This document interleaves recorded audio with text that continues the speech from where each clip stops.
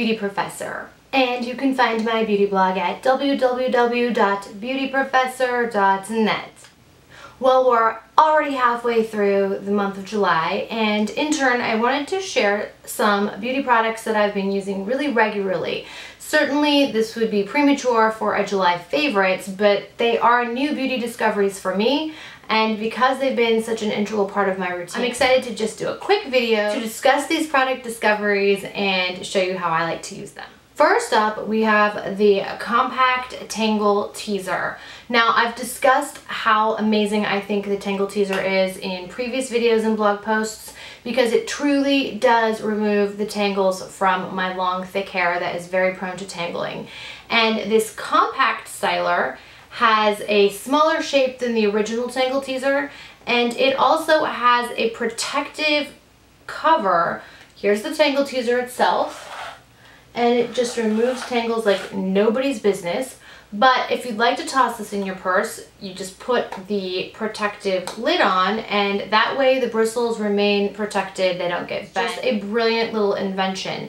I love how effortless this is, and I truly appreciate the fact that it's very portable so I can toss it in my handbag. Well, in the realm of hair, I wanted to discuss the John Frieda Luminous Glaze. I picked this up at the drugstore the last time I was stocking up on supplies, and this is a clear shine gloss. Now, I wash my hair almost daily, especially in the summer when I'm extra hot and sweaty, and so I like to have clean hair, and I do know that washing can take a toll on the luster of one's hair. This clear shine gloss is intended to be a treatment that you can use a couple of times a week to restore shine and luminosity to the hair, and I just used it last night. Hopefully the camera is picking up the shine and the manageability that this gloss definitely imparts. The way I like to use this is I wash and condition my hair, and then I use this as a third step. So I just apply a thin layer from root to tip and let it sit for 3 minutes, and usually I just take care of other showering business like shaving and exfoliating with my Clarisonic. And then I rinse it out, and my hair just feels really bouncy and silky. You can also use this as a dry hair treatment, which I haven't yet tried, but prior to washing, you can put this on for like 20 minutes and then rinse it out in the shower, and that's supposed to give you an even more significant result in terms of glossing and shine. This has no ammonia and no dye, no peroxide. It will not alter the shade of your hair. It just adds deep shine and glossiness, and I'd love to hear your thoughts if you've tried this. Another product I've really been enjoying this month is the Napoleon Autopilot Radiance Boosting Mask. I was actually introduced to this product back in January. I watched Napoleon use this in a demonstration, and I was just intrigued by how on the spot it magically transforms the skin. The mask itself is kind of like a gel, as you can see here. It almost looks like a thin honey, if you will, and it has the most divine aroma, very sweet and fresh smelling. The mask is, in that case, not traditional in terms of texture and consistency. I often equate mask with something clay-like and opaque. This is thin and definitely transparent, but I just spread it over my face and let it soak in for about 20 minutes, and then I can either wipe it off with a soft cloth or rinse it off with a damp washcloth if I wish. Either way, my skin is utterly transformed. Pores are refined, there is a glow restored to the skin is plumped up, it looks really healthy and moisturized, and also it does leave a slight matte finish, which is a perfect base for makeup application to come. So you can use this prior to applying makeup, or maybe as an end of the day kind of indulgence after you've removed your makeup. It works beautifully in both cases, and I'm going to continue to rely upon it this summer. The Napoleon Autopilot Radiance Boost Mask. While we're on the subject of face, I wanted to discuss the NuFace Mini. This is a product I have been working with for a couple of weeks now, and I am duly intrigued. So the whole purpose of the NuFace is to restore and tighten facial contours, which kind of sounds like a nebulous idea. What does that actually mean? Well, after reading the literature associated with this product, as well as reading up on it online, I learned that your facial contours would be like where your cheekbones are, the space between your eyebrows and the top of your forehead, And the idea is that these micro vibrations, the pulse that this particular mechanism sends to the face helps to stimulate the muscles underneath the skin and tighten them up, which ultimately gives you a more lifted, tightened appearance. So it's like working, even though it's touching the surface of your skin, it's working underneath to achieve these goals. So the way I use this is I first apply the NuFace Gel Primer, which is the mitigating formula between your skin and the NuFace device.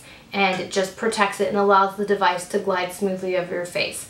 I just put the primer, which is like a clear jelly substance, over my cheek area and my forehead area, which are the treatment areas, and then turn on the NuFace, and I go ahead and I move it across my cheeks.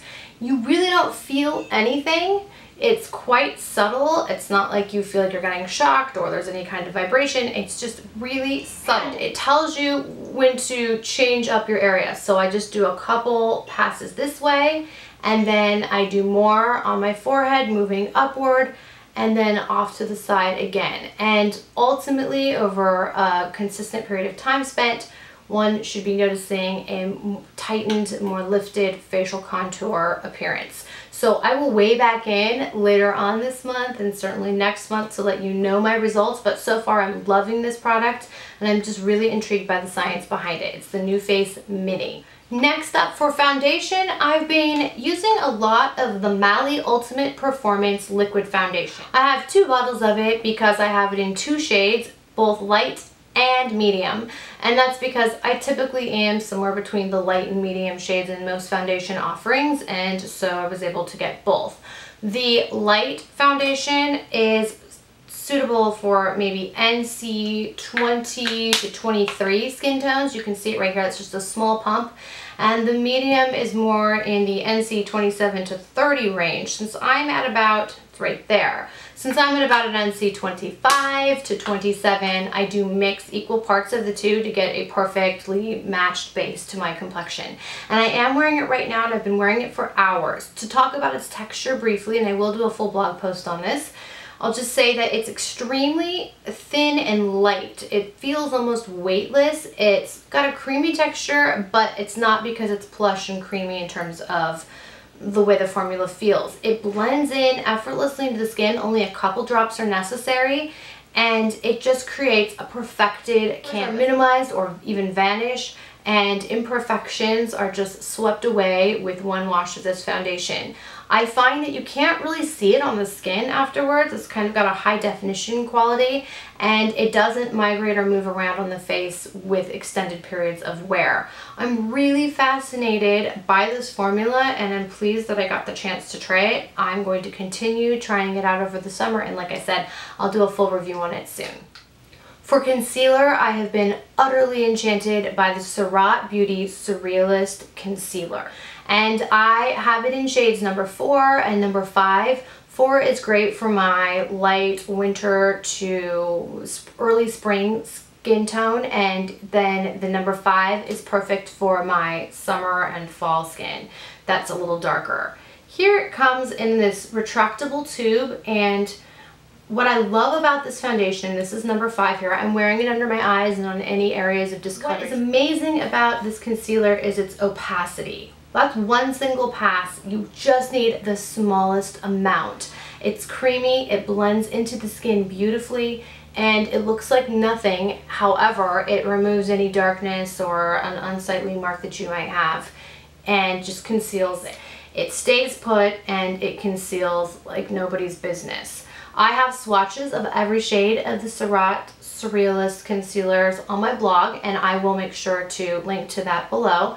But I would just like to say this is an impeccable formula, and I implore you to try it if you have not. Another face product that I have been using a lot of this month is the Edward Best Quad Royale in the shade 01, which is South of France.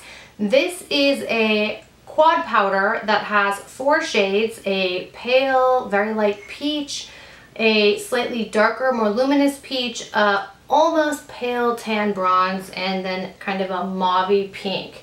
And you can swirl the shades together or wear them individually if you're so inclined.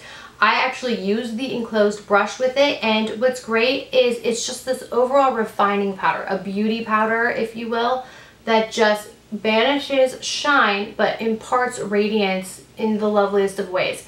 This particular shade, the South of France, is not overly pigmented, but it's not intended to be. It's just meant to add some radiance and luminosity and to, I find, remove shine. So if your face is just looking like it needs a pick-me-up in the day, just brush some of this all over the face indiscriminately if you wish, and you'll find that your entire complexion is improved. It's a beautiful product from Edward Best, the South of France Quad Royale. On to the eyes. I'm just going to speak about two different eye products I've been using. One is the By Terry Eyebrow Mascara. I know I've discussed it before. I'm using it so much this summer because I just find that it gives that light groomed look to your brows that is perfect for kind of casual warm weather wear.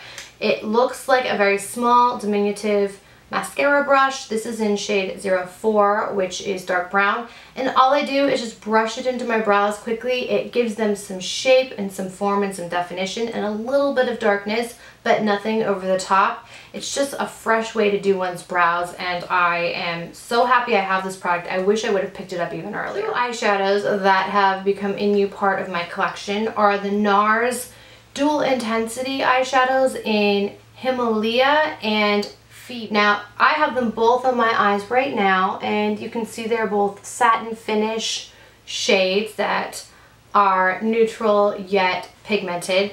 Himalaya is kind of a golden taupe shimmer, and I use it wet, so you can see I've already kind of decimated the casing here. It doesn't look beautiful, but I did get some pristine pictures before I started using it. And it just has the most beautiful taupe depth. It's satin and it's lovely on the eyes. I use this as an all-over base and just blend out, and it does wear without creasing. I don't even wear it over a primer. It's amazing. And then Phoebe is a satiny purple, and I just use that in the crease to add a little bit more depth and then blend outward. I can also sweep it along my lower lash lines if I want a more dramatic effect, but gosh, ever since getting these two shadows, I've been using them incessantly, and I love them.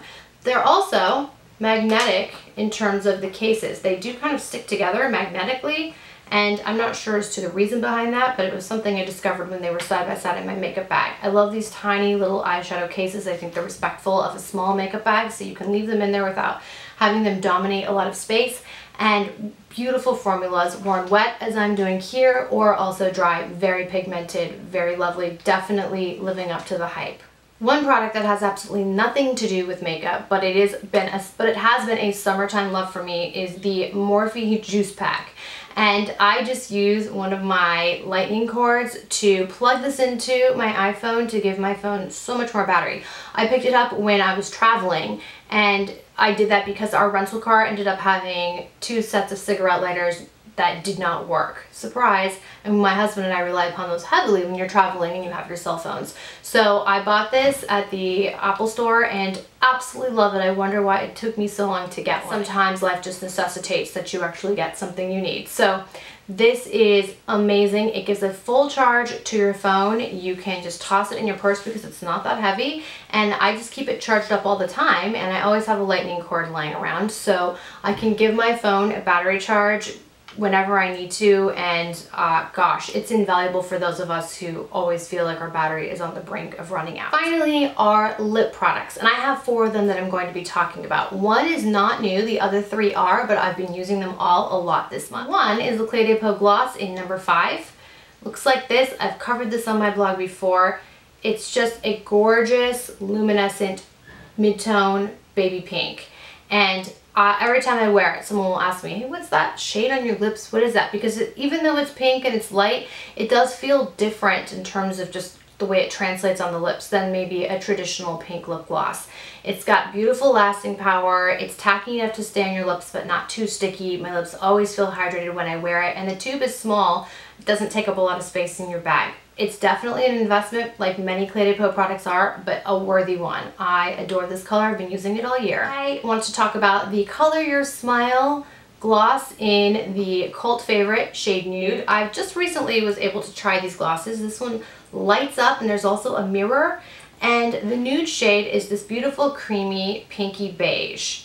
Looks like that. It's very pigmented for a gloss and equally hydrating. It's beautiful on the lips. I can wear it alone and get just enough nude color for kind of a creamy offset to perhaps a smoky eye. Or I can mix it with another color for a different type of dimension.